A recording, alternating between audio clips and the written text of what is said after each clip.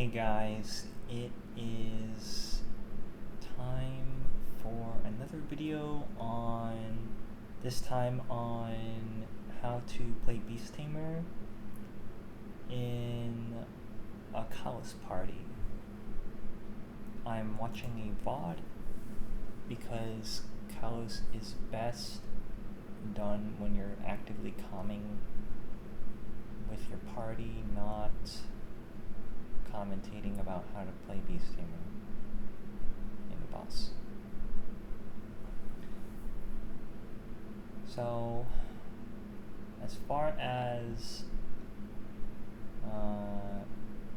P1 goes, we kind of just play it very standard. You don't really have to switch anything up. So honestly, I will just gloss over P1. I mean, it's just bursting with your party and that's it.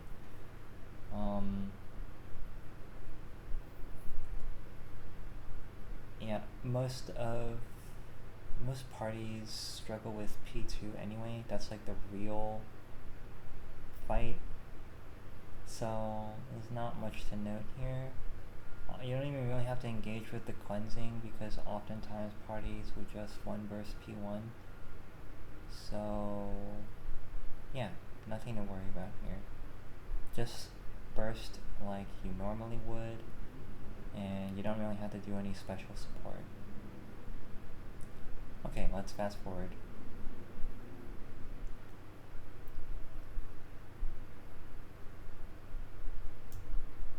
Okay, now we are entering P2. So, ideally, you will have switched into Hawk mode to buff up your party before phasing into P2. So if you are in Hawk mode, just mash up jump.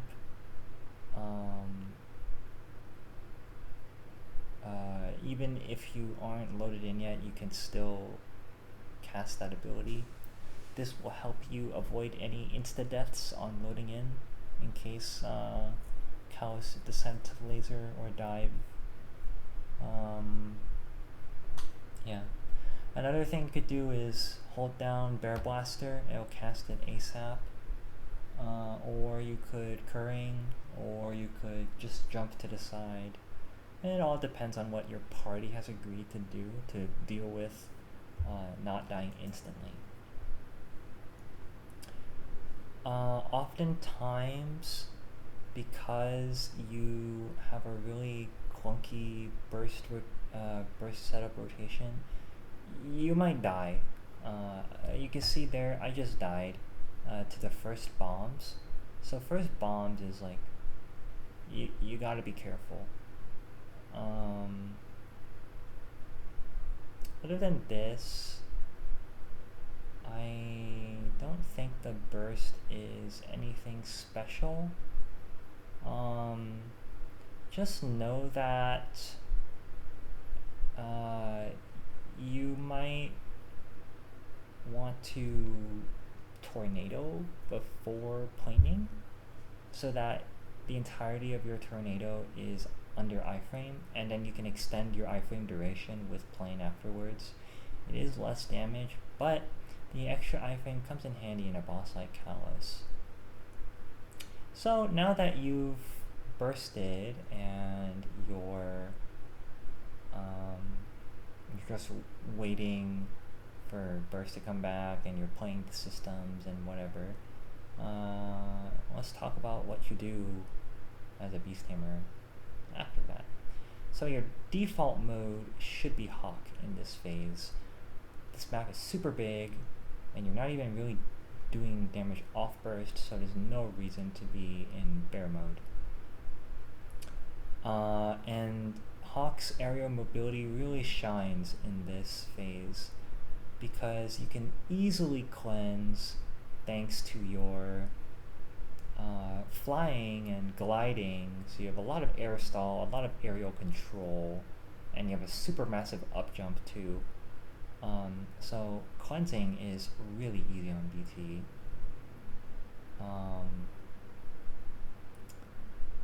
what is also really nice about flying is that you are actually helping out your team by flying all the way up in the ceiling. Because let's say left and right systems are on, and they're firing lasers and yeah, lasers and arrows at you. You're all the way up in the ceiling. No one else is near you. So those lasers and projectiles are going into Narnia, and they're not hitting anyone. So very safe. What's more is that the bomb that spawns on you is not going to hit anyone either because you're in a place no one else can reach. So that is a plus side. It's like a version of supporting without even really doing anything. But the bomb that spawns on the character is going away soon when New Age hits, so we don't have to worry about that for too much longer. Let me pause here and finish what I was saying. The other thing is, in a boss like Kalos, you can really dodge a lot of the shit that he throws your way by up jumping. It's kind of like Dark Anel. You can up jump over dive, you can up jump over laser, you can up jump over eye lasers, you can up jump over some of the bomb types. So really just up jumping and gliding or flying into the ceiling and abusing that airtime and additional height is really nice to have. Yeah. So in this boss, when you're just off burst, just stay airborne as much as possible. It makes your life cleansing a lot easier, especially top system, and it lets you die less to dive, and you also help your team by reducing the amount of clutter in the map when it all like points towards the ceiling.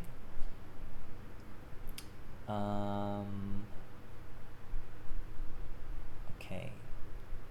So we just went through test. I'm gonna rewind this segment to show you guys the test again. So oftentimes you might find that your up jump goes too high when you have to jump to the top platforms. So just be sure to glide cancel. Like when you're at when you're up jumping, I just did it right there. When you're up jumping, you can glide to cancel like your upwards velocity and instantly start falling down. That helps you reach the bubble quicker. I have died before being like right above the bubble because I'm still on my way down, so fast falling is definitely useful.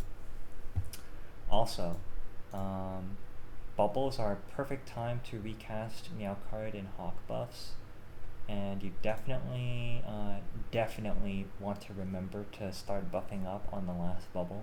You have such a long setup and you have to match your teammates when it comes to putting Cradle down so that you can buff their burst too.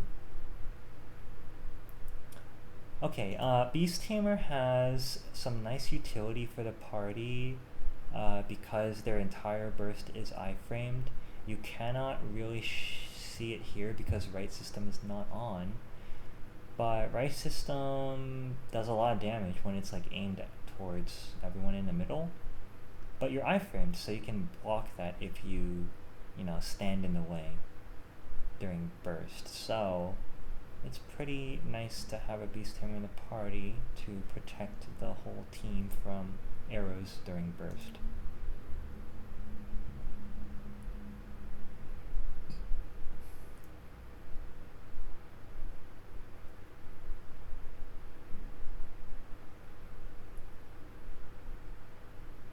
Another thing is, a lot of people are going to be dying left and right in Kalos, and that's when your Resurrect comes in really handy for that guy with the least amount of hands, just for that extra insurance.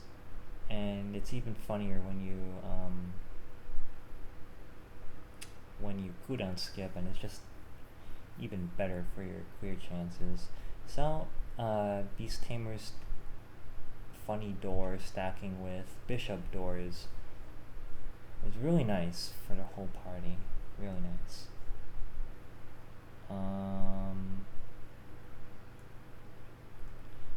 I mean, in terms of DPSing, I wouldn't recommend trying to do it.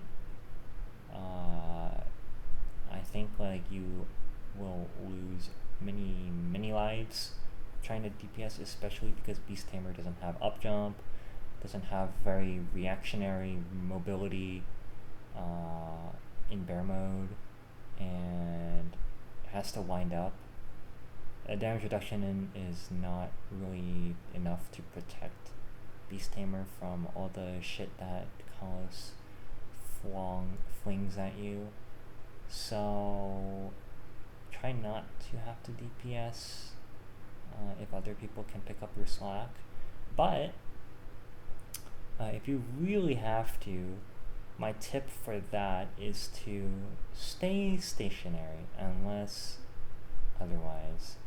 If you are always constantly flash jumping around, you will have less control of yourself. If you are gonna jump into a left laser, for example, you have nothing to stop it because you're already in mid-air along a certain trajectory. So that's why jumping around all the time unprovoked is not a safe thing to do.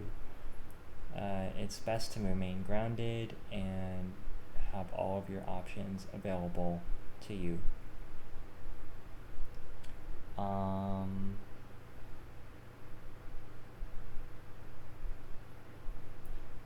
Yeah, so I would try not to DPS Kalos on his platform or one level above him. If you can DPS him 2 levels above, which you can do in 2-1 because of his wings, then you can, by all means, do it. It's pretty safe. Or you can also DPS when you're below him and just like jump up and keep holding jump. Other than that, like it's kind of unsafe to DPS. So again, I would recommend not doing that if you don't have to. Beast Tamers don't really need curring in Kalos, but if you don't mind, sacrificing just a little bit of your damage, it does help to have the extra iframe. I have used curring before when I have like absolutely like griefed the hell out of test, and like I'm just like stacking my iframes left and right. It really helps to have curring sometimes to just cover up your ass when you're kind of messing up a lot. You just have more room for error is always nice.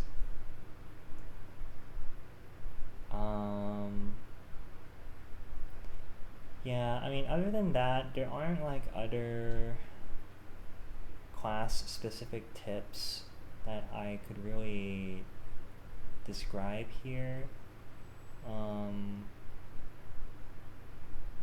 Obviously, you're gonna have to know how to cleanse systems and how to always be aware of Kalos' elevation, whether he's on the bottom level, mid-level, and top level. Be sure to never be on the same level or the level above him, so that you'll never die to laser. If you're hugging the ceiling, then you probably will never die to laser, or die for that matter.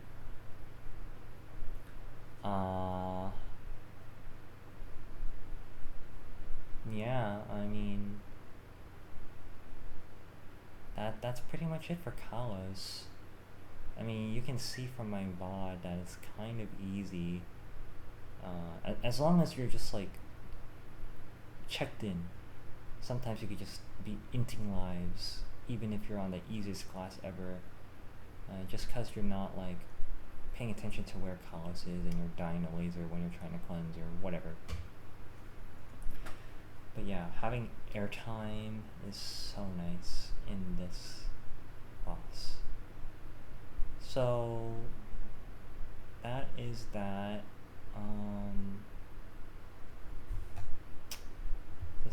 This bot is almost done, so I'll just let the video finish, and then you can I don't know, just see us clear, but it's not really any different. So yeah, that's Kalos for you as a beast tamer. Hope it helped.